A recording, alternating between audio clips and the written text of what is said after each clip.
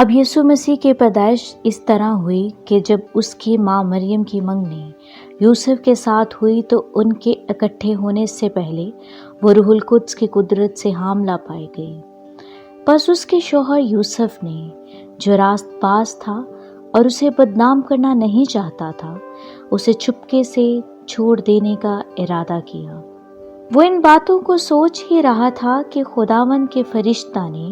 اسے خواب میں دکھائی دے کر کہا، اے یوسف ابن داؤد، اپنی بیوی مریم کو اپنے ہاں لے آنے سے نہ ڈر، کیونکہ جو اس کے پیٹ میں ہے وہ روح القدس کی قدرت سے ہے۔ اس کے بیٹا ہوگا اور تو اس کا نام یسوع رکھنا، کیونکہ وہی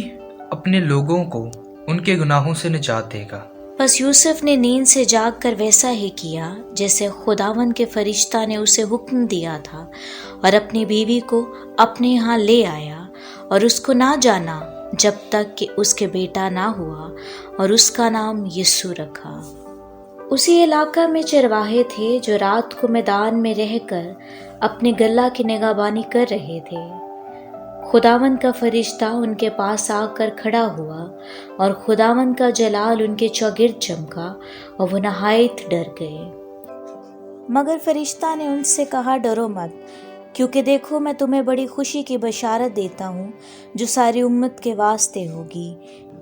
کہ آج داؤد کے شہر میں تمہارے لیے ایک منجی پیدا ہوا ہے، یعنی مسیح خداوند۔ اور اس کا تمہارے لیے یہ نشان ہے کہ تم ایک بچہ کو کپڑے میں لپٹا اور چرنی میں پڑا ہوا پاؤ گے۔ یکایک اس فرشتہ کے ساتھ آسمانی لشکر کی ایک گروہ خدا کی حمد کرتی اور یہ کہتی ظاہر ہوئی کہ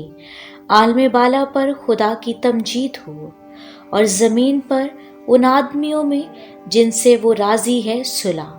جب فرشتے ان کے پاس سے آسمان پر چلے گئے تو ایسا ہوا کہ چرواہوں نے آپس میں کہا کہ آؤ ہم بیت لحم تک چلیں اور یہ بات جو ہوئی ہے جس کی خداوند نے ہم کو خبر دی ہے دیکھیں۔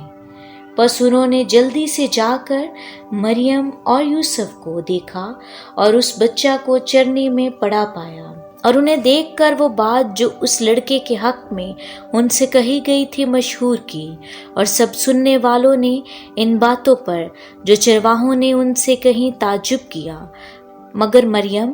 ان باتوں کو اپنے دل میں رکھ کر غور کرتی رہی۔ چرواہے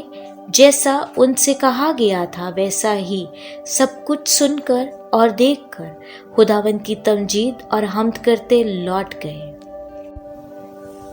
جب یسوع ہیرودس بادشاہ کے زمانہ میں یہودیہ کے بیت لحم میں پیدا ہوا تو دیکھو کئی مجوسی پورب سے یروشلم میں یہ کہتے ہوئے آئے کہ یہودیوں کا جو بادشاہ پیدا ہوا ہے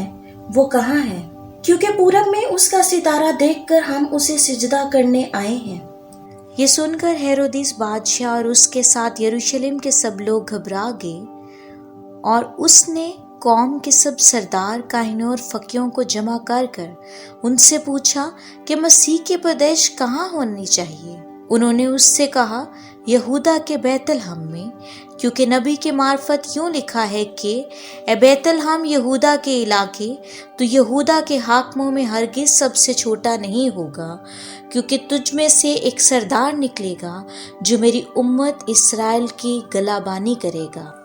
اس پر ہیرودس نے مجوسیوں کو چپکے سے بلا کر ان سے تحقیق کی کہ وہ ستارہ کس وقت دکھائی دیا تھا، اور یہ کہہ کر انہیں بیت لحم کو بھیجا کہ جا کر اس بچے کی بابت ٹھیک ٹھیک دریافت کرو، اور جب وہ ملے تو مجھے خبر دو تاکہ میں بھی آ کر اسے سجدہ کروں۔ وہ بادشاہ کی بات سن کر روانہ ہوئے، اور دیکھو